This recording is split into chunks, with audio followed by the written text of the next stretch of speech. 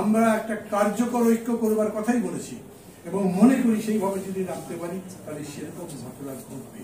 আর যদি সবকিছু বুঝে আপনাদের নিজেদের যদি বিশ্বাস হয় আসলেই সরকারটা বিপদে আছে, এখন জোরে একটা ঝাঁকুড়ি দিতে পারলে ভালো কিছু হবে, সেই জন্য যদি নেমে আসেন, বাকি বন্ধু বান্ধব আত্মীয়দের বোঝাতে পারেন, এই ভিত্তিতে নামতে হবে। তাইলে আবার আমরা কখনোই কেউ কেউ বলে আমেরিকার দিকে তাকিয়েছিলেন, আরে ভাই এত দূর থেকে আমেরিকার দিকে তাকিয়ে থাকা যায় না, তাকালে আমেরিকা দেখা যায়?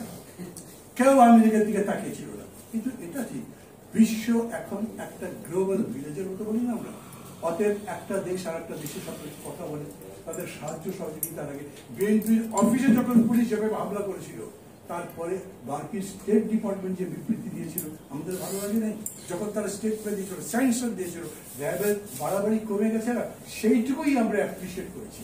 কিন্তু নিজের কাজ নিজে করতে হবে, সেটা আমরা বিশ্বাস করি এবং তাই করতে হবে, অন্যের উপরে নির্ভর করে করা যাবে না। কিন্তু আপনি যদি এক কদম যান, দুই কদম যান, তাই অন্যরা দেখবে পরিস্থিতি বদলে গেলে আমি কি পিছনে পড়ে যাব? আগে তো একজন ছিল আমার পা চাটতো, এখন অন্য কেউ এসে করে যদি আমার দিকে নাই তাকায়, তখন তারাই আপনার সাথে লাইন দিবে। কারণ এরকম নয়, তারা বলে না আমরা এই ধরেন আজ থেকে 10 বছর আগে আমাদের এরকম করে ভারতের কাছে জিজ্ঞেস করে করে কিছু করতো, ওরা নিজেদের ক্ষমতা রাখবার জন্য নিজেদের সমস্ত কিছু দিয়ে দিয়েছে। প্রধানমন্ত্রী বলে তারা আমরা ভারতকে যত দিয়েছি এরকম করে দেয়, কত নির্লজ্জ হয়ে করতে পারে।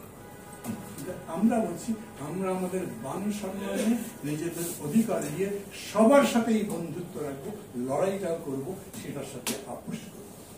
আজকে আমাদের প্রত্যেকের মধ্যে এই চিন্তা আসতে হবে, আমরা আসলেই হেরে যাইনি, বরঞ্চ বৃহত্তর লড়াইয়ের জন্য একটা পরিস্থিতি তৈরি হয়েছে, সেই পরিস্থিতিতে নিজেদেরকে লড়াইয়ের ময়দানে নেওয়ার জন্য আমরা প্রস্তুত।